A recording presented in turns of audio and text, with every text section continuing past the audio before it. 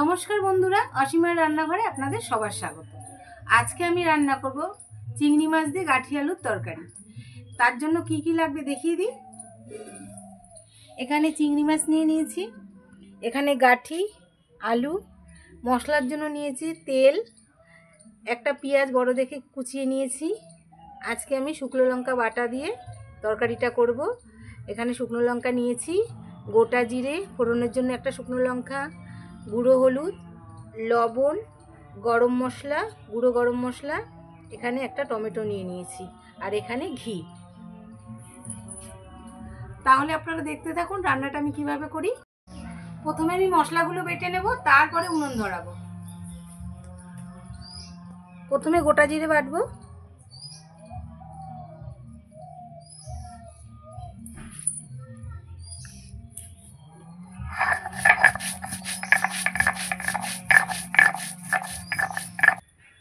আমি এখানে এক টুকরো আদা নিয়ে নিয়েছি, আদাটা বেটে নেব এবার জিরের সঙ্গে।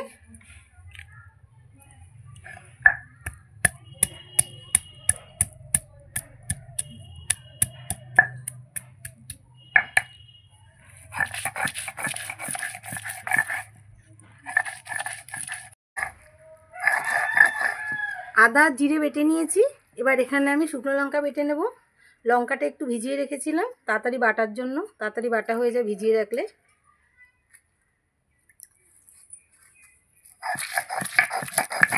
ভিজালে লঙ্কাটা নরম হয়ে যায়, বাটতে সুবিধা হয়।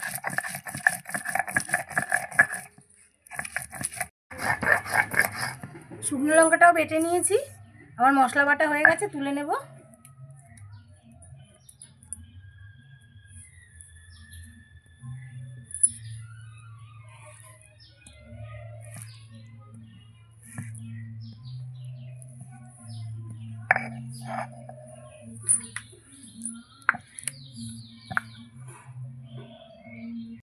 উনুনটা আমি ধরিয়ে দিয়েছি, উনুন ধরেও গেছে। এবার আমি কড়াইটা বসিয়ে দেবো।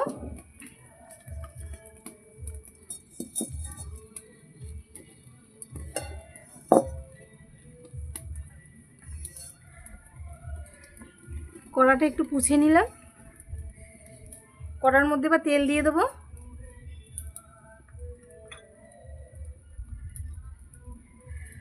চিংড়ি মাছটা আমি প্রথমে ভেজে নেব। তেলটা গরম হোক। তেল গরম হয়ে গেছে, আমি এবার চিংড়ি মাছগুলো দিয়ে দেবো।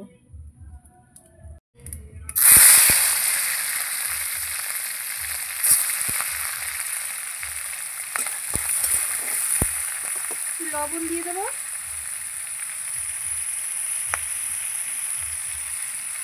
একটু হলুদ দেবো,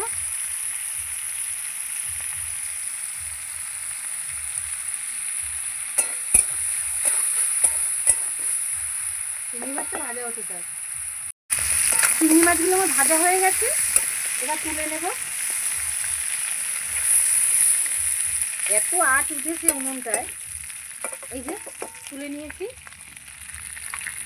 কড়াইয়ের মধ্যে আর একটু তেল দিয়ে দেবো, তরকারিটা আবার রান্না করব। তেল দিয়ে দিয়েছি, ফোড়ন দেব, গোটা জিরে,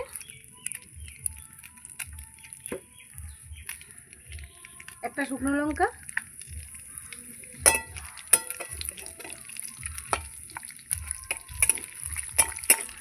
ফোড়নটা আমার হয়ে গেছে। এবার আলু আর গাঠি আমি একসঙ্গে দেব। চাইলে আপনারা আলাদা আলাদা করেও ভাজতে পারেন, আমি একসঙ্গে ভেজে নেব।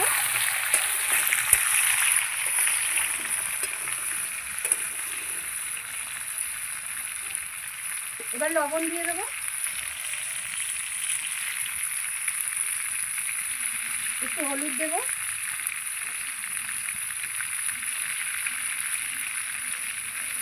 লবণ আর হলুদ দিয়ে ভালো করে আমি ভেজে নেব, লাল লাল করে আলু আর গাঠি কচি। গাঠি আলু দিয়ে একটু নেড়ে নিয়েছি, এবার পেঁয়াজটা দিয়ে দেবো। এই যে পেঁয়াজটা দিয়ে দিচ্ছি,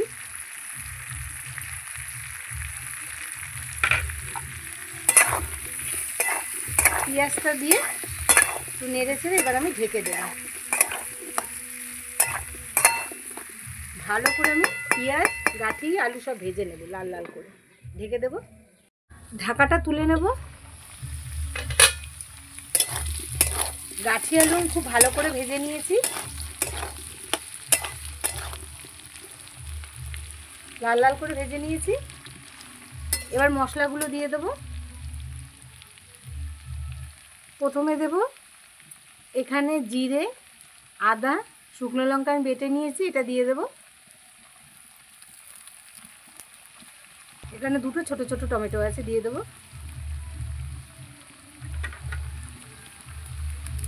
হলুদ গুঁড়ো দেব,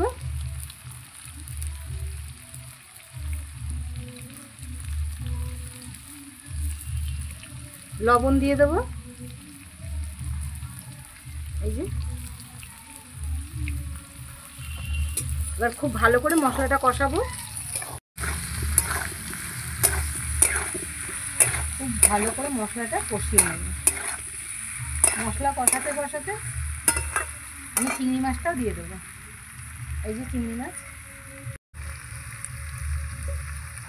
মাছটা দিয়ে দিলাম। এবার সব একসঙ্গে আমি কষাবো। অল্প একটু জল দিয়ে দেবো,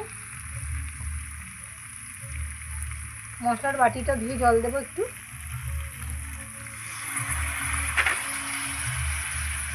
এবার সুন্দর করে কষিয়ে নেব।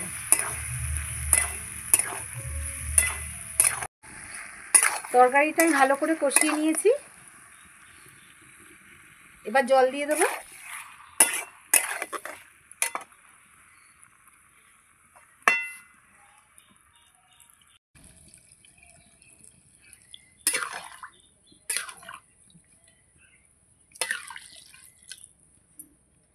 জল দেওয়া হয়ে গেছে,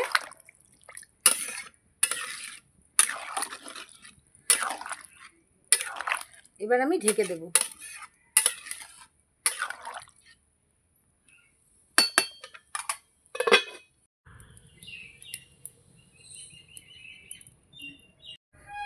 ঢাকাটা খুলে নেব।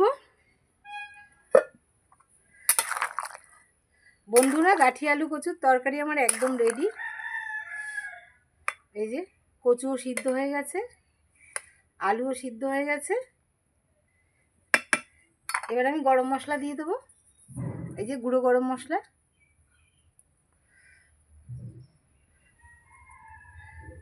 গরম মশলা দিয়ে দিলাম। এবার আমি একটু ঘি দিয়ে দেবো। ঘিটা আপনারা দিতেও পারেন, নাও দিতে পারেন, আমি একটু দিচ্ছি, ভালো লাগবে।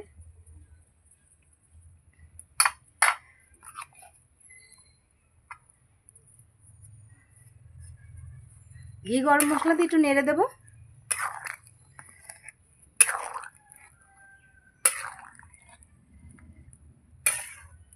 এবার আমি ঢেকে দেব, একটু ঢেকে তারপর নামিয়ে নেব।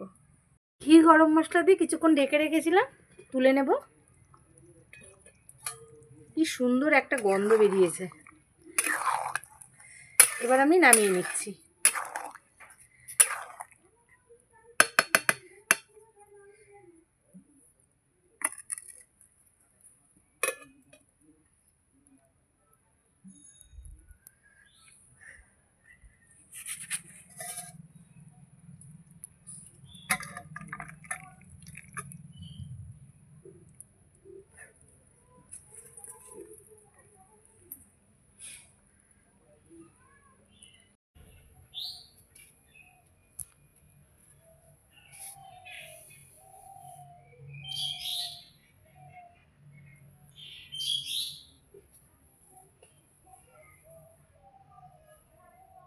বন্ধুরা, এই যে চিংড়ি মাছ দিয়ে গাঠি আলুর তরকারি কিন্তু আমার একদম রেডি। এই দেখুন কতটা ঝোল রেখেছিলাম, কতটা শুকিয়ে গেছে দেখুন। এরকম গাঠি কচু আলু দিয়ে চিংড়ি মাছ দিয়ে যদি তরকারি হয়, তাহলে তো খাওয়াটা একদম দুপুরে জমে যাবে। আপনারাও বাড়িতে অবশ্যই করে খেয়ে দেখবেন, খেতে ভালো লাগবে। আর আমার চ্যানেলটাকে ভালো লাগলে লাইক করবেন, সাবস্ক্রাইব করে দেবেন, শেয়ার করে দেবেন। আর এরকম নিত্য নতুন রান্না পেতে গেলে কিন্তু আমার চ্যানেলটার সঙ্গে থাকতে হবে। আর আমার সঙ্গে এতক্ষণ থাকার জন্য অনেক অনেক ধন্যবাদ। নমস্কার, জয় মাতা দি।